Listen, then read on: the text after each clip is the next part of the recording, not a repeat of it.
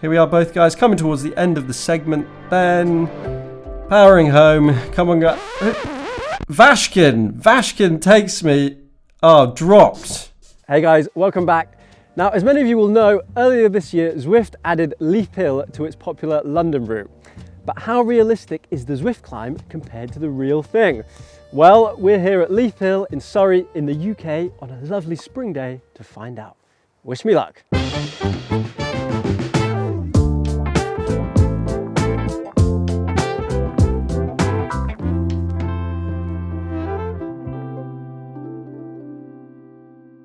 So I'll be riding Leith Hill in real life, and I'm going to be riding Leith Hill on Zwift. But before I do, just to quickly show you guys around our setup, because I know a few of you have been asking what we're using.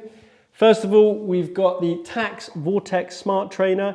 It's a wheel-in trainer, but it's really, really good. Bluetooth ANT Plus compatible, works great with Zwift. Second, the power meter we're using. So we're using Garmin Vector 3 pedal-based power meter. Really impressed with this, and the great thing about it is that you can really easily swap it between bikes. It's just in the pedals, obviously. And finally, just up here, we use the Zwift app, and we're using a quad lock, which works really well, really easy to just clip your phone in onto your handlebars, and away you go. So the purple markings mark the start of the climb on Zwift. As you can see, now the first kind of third of Leith Hill, there's not really too much going on, to be honest. It's quite a gentle gradient, something like 3 or 4%. It's just kind of muddy hedges and trees on either side. So I guess you could say Zwift does a pretty good job of picking those sorts of things out. Now, it was just a quiet weekday evening on Zwift. Where is everyone? Where is everyone? Nowhere. Sorry about the no helmet still on Zwift. We haven't customized our avatar just yet. Customization level poor.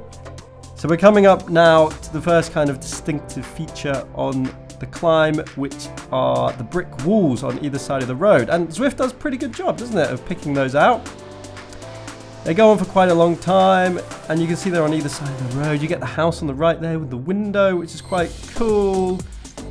And on the left now, there's a little entrance into a big National Trust house. You don't quite see that on Zwift, I guess, but it's very nice all the same. Now, this is where it starts kicking up and getting a little bit steeper. You don't really notice, do you, the gradient change visually on Zwift now, but now it's getting up to about 12-13%. So you're having to put in quite a lot of effort at this point.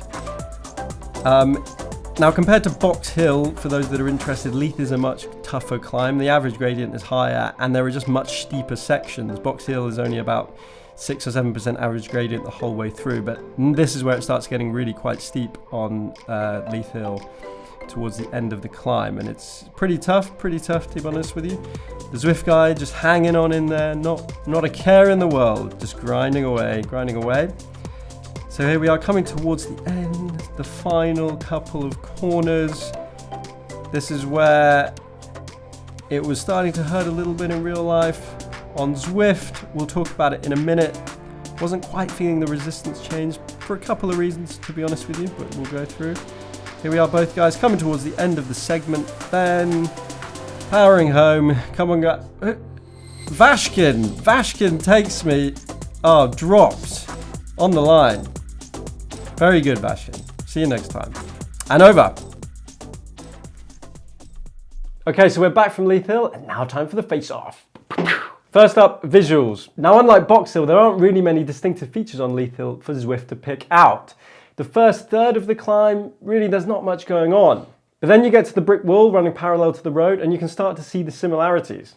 You get the houses on each side of the road, not bad, but critically, you don't get the marmalade stand by the National Trust house like you do in real life, so real life takes this one.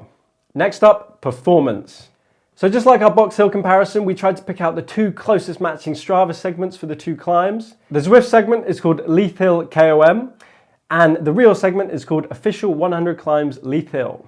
So the elevation game is identical for both segments, but the real life segment is about 80 meters longer. Now, the aim was to hold 275 watts for each climb. That was pretty straightforward on Zwift, where I ended up averaging 279 watts, but it was a lot more difficult in real life, probably because of the undulating nature of Leith Hill. So in real life, I actually ended up averaging 339 watts. You can see the Zwift climb was 25 seconds faster than the real life climb, despite the average power being 60 watts higher in real life. Now that's a slightly odd outcome really when you think about it, and it kind of suggests that had the average power for the two climbs been the same, then the Zwift segment would have been way quicker, maybe a minute or more. Now the issue I found with Zwift was that it wasn't very good at replicating the gradient differences that you actually experience on Leith Hill in real life. Unlike Box Hill, Leith Hill has very steep sections with false flats in between, so the power output is much more up and down, and you don't really feel that change in resistance on a trainer. Now this could have something to do with the trainer difficulty setting in Zwift, which allows you to scale the feel of the trainer. By default, this is set to 50%, which means you experience 50% of the actual gradient that Zwift is trying to replicate. The trainer we were using can only replicate climbs of up to 7%, so we decided to just leave the trainer difficulty setting at 50% for this climb, purely because at some points during Leith Hill at least, it comes up to about 15 or 16%, and our trainer just wouldn't have been able to cope with that. So all in all, I didn't find the Zwift experience that similar to real life Leith Hill.